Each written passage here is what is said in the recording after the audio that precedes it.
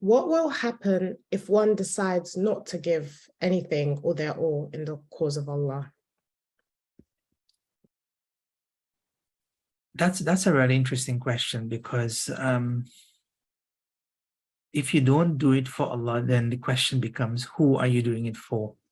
Are you doing it for yourself? And in the short term, you might find reward, which is there. It could be the acknowledgement of others. It could be that you become famous for what it is that you do. But in the long term, will there be a lasting reward? And the reward that we seek is that one which is lasting, one which is beyond the short-term gain of this world, but rather that of the akhirah. And therefore, when we do things as Muslims, the question that we always should be asking ourselves is, when it is that I do what it is that I do, will I be able to gain that measure of success both in this world and the next world? And ultimately, where is the real goal? What is the real priority? Is the priority this world, or is the priority the next world? And to give you an example of that is that sometimes we do things, and sometimes people may not necessarily acknowledge what we do. So we're doing something, let's say every morning, when the garbage is about to be collected, you decide, well, look, I want to help my neighborhood. I want to make sure that everybody has their garbage out by their roadside so that the litter can be collected. And you realize that your neighbor is not paying as attentive as you in terms of fulfilling this particular task. So you decide, well, look, what I'll do is I'll just take their garbage out for them, and which is something quite good, something quite noble. But then you keep on taking it out for them and hoping that at some stage that they will recognize that this is something that ought to be done, and somebody else is helping them, but maybe they're not acknowledging it. You're not getting the due measure of acknowledgement that you deserve. And they themselves are now taking it for granted. Well, we don't need to worry about it. Our neighbors will take it out for us.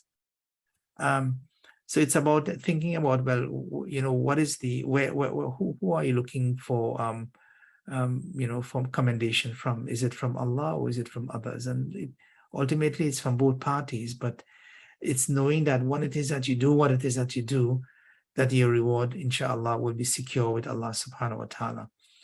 I think the other thing is that when we begin to do things for other than that of Allah subhanahu wa ta'ala, the question is the measure of barakah, is the measure of this divine blessing, is it going to remain with us and in terms of what it is that we do? And that is something which is important, because not necessarily when you engage in something which you deem to be Islamic in nature, it could be, let's say, a dawah event, doesn't mean that it's been done for Allah subhanahu wa ta'ala. There could be ulterior motives and intents in all things. And therefore, sometimes you might be doing something which you consider to be Islamic in nature, but it could be that you're losing the barakah from Allah subhanahu wa ta'ala, because there is so much divisiveness, there is no harmony in the team, that people, even though they come together, they're seemingly doing something which is noble, that they're arguing, that they are backbiting, that they're slandering each other, they're not respecting each other. So at the end of the day, if you're doing all of those things, you might be getting reward on one hand, but you may be committing some wrong on the other. So at the end of it, what are you going to be left with? So that's something to think about.